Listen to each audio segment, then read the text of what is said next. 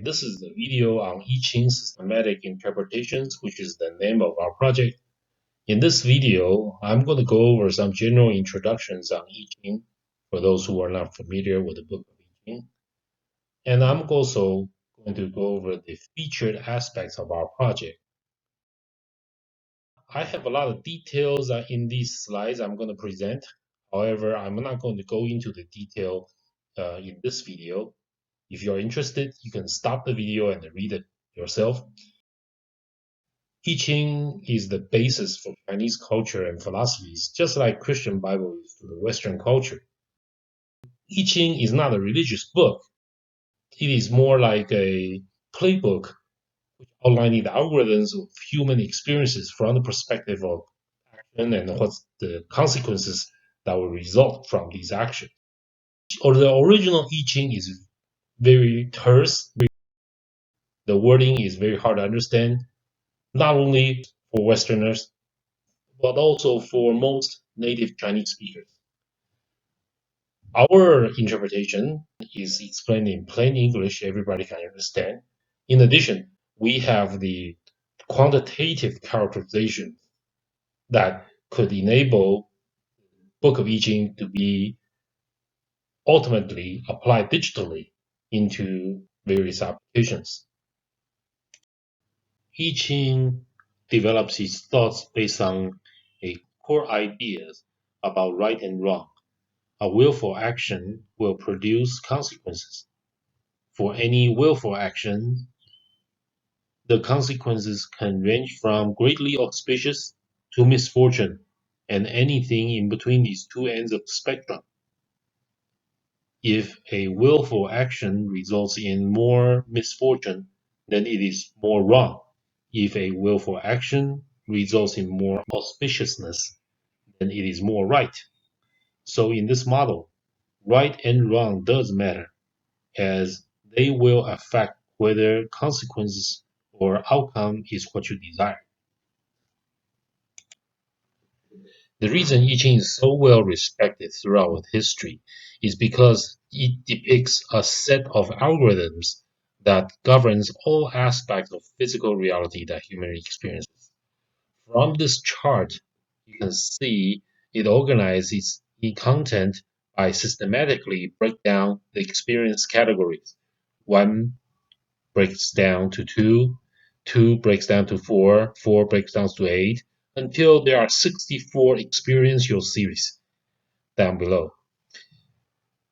Before the I Ching text was added by King Wen of the ancient Zhou dynasty, about 3,000 years ago, I Ching started with the symbols called hexagrams.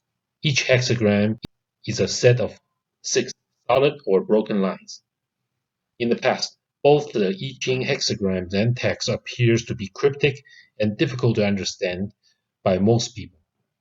Thus, the challenge to popularize I Ching has always been to interpret it in a way that is easy to understand and yet not altering its original meaning. Let's look at a hexagram example in detail. In this case, which is hexagram 9, acquiring and commanding limited resource, used as an example. The 6 lines here represent 6 sequential phases of the acquiring resource experience. Therefore, we call a hexagram an experiential series. A person going into this particular experiential series or hexagram will first experience phase 1. So let's look at our phase 1 interpretation here. Subject has not acquired resource and so on and so forth, and with the righteous mindset, outcome is auspicious. Okay, to enhance people's understanding, we characterize this phase 1 experience in form of a quantitative chart. On the right side here, in this chart, a positive vertical axis value indicates auspiciousness, and negative values indicate misfortunes. The horizontal axis represents time. In this chart, as a person going through this phase 1 experience, he or she will feel more and more auspicious as time goes on. Similar thing can be said about acquiring resource phase 3 experience.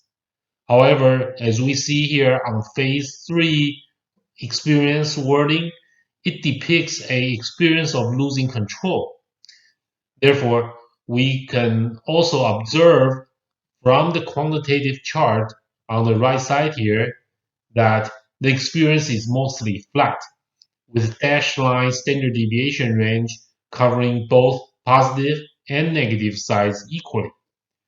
Thus, the subject may experience both auspiciousness and misfortunes equally in this phase. In the next slide, let's dwell further into the yin and yang lines, which are the solid and broken lines within each hexagram. The concept of using solid and broken line to represent different energy states actually exists in nature.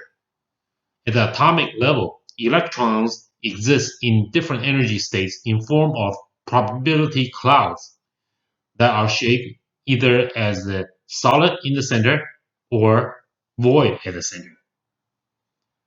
When we apply energy onto certain physical reality, we can also characterize our application as applying energy to the center of the matter and use a solid line to represent that, and applying the energy around the peripheral of the matter and representing that using broken lines.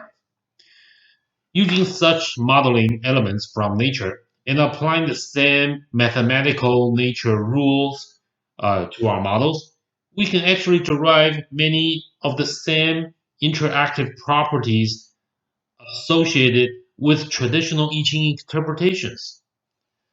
So this is actually the scientific base of how we build quantitative I Ching characterization, because we are able to use quantitative models to derive the same traditional I Ching rules. The next slide is actually a subset of so-called traditional I Ching interpretation rules as an example. When subject move from one position within hexagram to the next phase, this table summarizes a general feeling the subject would experience during that transition. Well, in our detailed materials, we can actually derive the same conclusions from our quantitative modeling using the mathematical rules that governs how electrons move from one energy state to the next.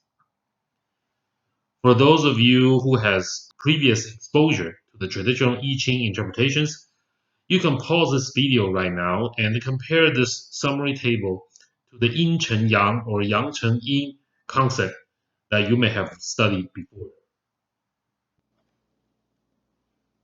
Speaking of traditional I Ching interpretation, because the original I Ching text was written in an ancient form and very terse, there are many versions of the I Ching interpretations on the market today, and they sometimes differ significantly on specific details. In this example, we show the two versions of interpretations for Hexagram 37. Title is Building Upon Family Foundation, and we look at line 3 or phase 3. In this example, dispute centers around the phrase reprimand that appears in the original I Ching text. One version of the interpretation is to advocate a reprimand as a mean to avoid mishaps within the family. But there is the other school of thoughts that interprets it as if there are reprimands, there are dangers. Wife and kids should have fun and joke around. So which version is right? Well, using the interactive relationships amongst different hexagrams that we talked about earlier, and within the hexagram 37 itself, after the analysis shown on this table, we determined that the advocating reprimand is the correct interpretation because it can maintain consistency with other related hexagrams. During our development, we have to check such internal consistency for all hexagrams and lines. Disputed interpretations can be resolved by referencing to related but non-disputed interpretation texts from other hexagrams. In this manner, we systematically build up the correct text interpretations, and subsequently, with the help of advanced tools and database, we can quantize our interpretations.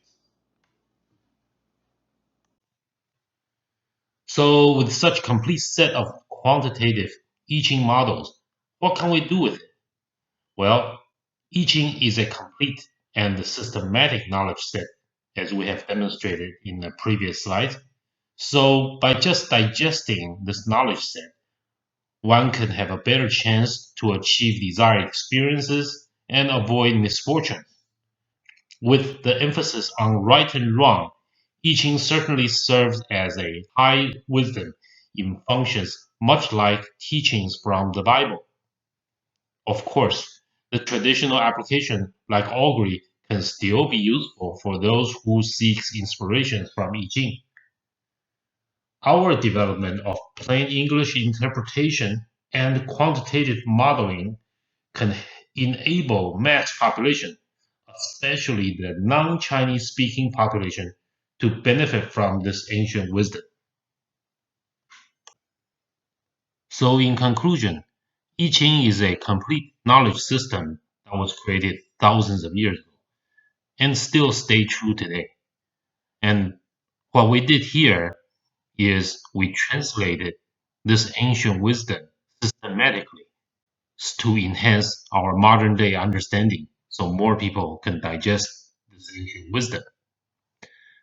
Specifically, we presented I Ching text in plain English and also quantitative models, and we made sure it maintains the complete internal consistency, which was a core characteristics of the I Ching itself.